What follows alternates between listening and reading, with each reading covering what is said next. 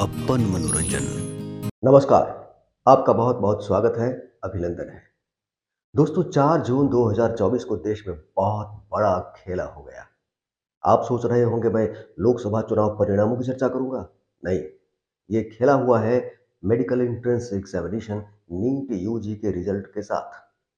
जी हाँ, वैसे तो ये रिजल्ट 14 जून 2024 को जारी होना था, लेकिन एनटीए अर्थात नेशनल टेस्टिंग एजेंसी ने इस रिजल्ट को बजाय 14 जून के 4 जून को ही चुपके से जारी कर दिया। पता है क्यों?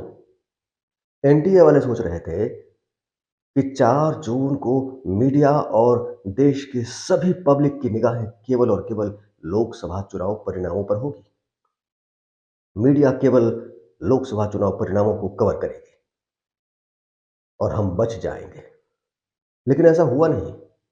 जब 4 जून को नीट का रिजल्ट जारी हुआ तो भाई हंगामा मच गया, तहलका मच गया, क्योंकि रिजल्ट ही कुछ ऐसा था। जब से देश में नीट के एग्जाम्स हो रहे हैं, 2-4 बच्चे ही पूर्णांक 720 प्राप्त कर सके। लेकिन 2024 में ऐसा क्या हो गया जो 67 बच्चों ने पूर्णांक 720 अंक प्राप्त किए? यहीं से शक की सुई घूमती है। दोस्तों, 67 बच्चों का 720 अंक प्राप्त करना बहुत ही असहज लगता है। दोस्तों, जब मीडिया में पहली बार यह खबर आई तो हमारे केंद्रीय शिक्षा मंत्री माननीय धर्मेंद्र प्रधान जी कहीं न कहीं अपनी जिम्मेदारियों से भागते हुए नजर आए, एनटीए के पक्ष में खड़े नजर आए। मैंने उनका एक इंटरव्यू देखा था टीवी पे, जिसमें वो ये कह रहे थे कि मैंने बच्चों से मुलाकात की है, अभिभावकों से मुलाकात की है, ये पेपर लीक का मामला नहीं। मैं माननीय मंत्री जी से ये पूछना चाहता हूँ, हिंदुस्तान की सड़कों पे मेडिकल छात्रों का आंदोलन चल रहा है, कोर्ट में मुकदमे दायर हो चुके हैं और आप कहते हैं कि ये पेपर लीक का मामला नहीं है। जिम्मेदारी से भागी नहीं, जिम्मेदारी निभाइए। आप एक जिम्मेदार पद पर बैठे हुए हैं। जैसे जैसे ये खबर मीडिया में आग की तरह फैलना शुरू हो गई, एनटीए वालों ने भी मान लिया कि भाई चूक हुई है। एनटीए का मानना था, उनका कहना था कि कुछ वर्षों पहले कोर्ट का एक फैसला आया था, जिसमें कोर्ट ने कहा था कि यदि किसी कारणवश परीक्षा में देरी हो जाती है तो बच्चों को ग्रेस मार्क्स देकर पास किया जा सकता है। उसी फैसले का हवाला देते हुए एनटीए ने कहा कि हमने बच्चों को ग्रेस दिया और पास किया।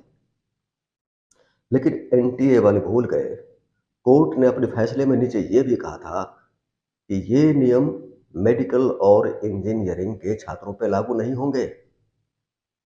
तो भैया, इस तरह से एनटीए ने तो संविधान का उल्लंघन किया है, उसे दंड मिलना ही चाहिए।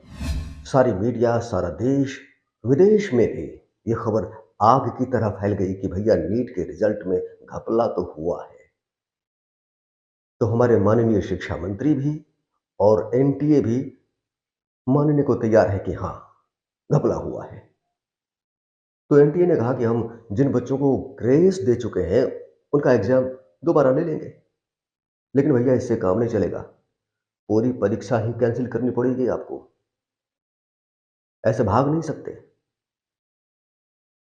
अब क्या है कि धीरे धीरे परत दर परत राज खुलते जा रहे हैं।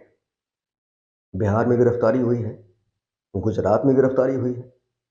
आपको बता दूं, बिहार में सिकंदर यादवेंदु, अनुराग, अमित और नीतीश, ये चार चार लोगों ने अपना अपराध कबूल कर लिया है। इन 4 लोगों के कबूलनामे से यह स्पष्ट होता है कि पेपर लीक तो हुआ है। शायद आप जानते होंगे, 32 लाख रुपए, जी हाँ, 32 लाख रुपए लेकर पेपर लीक किए गए। और ये सिकंदर यादवेंदु, इन्होंने 32 की जगह 40-40 लाख रुपए लिए लोगों से, कुछ अपनी कमाई बढ़ा ली, उन्हें नीट एग्जाम पास करवाने के लिए। मैं आप लोगों से पूछना चाहता हूं और मंत्री जी से भी पूछना चाहता हूं कि डॉक्टर धरती का दूसरा भगवान होता है और डॉक्टर्स के एंट्रेंस एग्जाम में इतना बड़ा खेला, इतनी बड़ी साजिश, ये कलंक है, धब्बा है। ऐसे लोगों को कठोर से कठोर दंड मिलना ही चाहिए।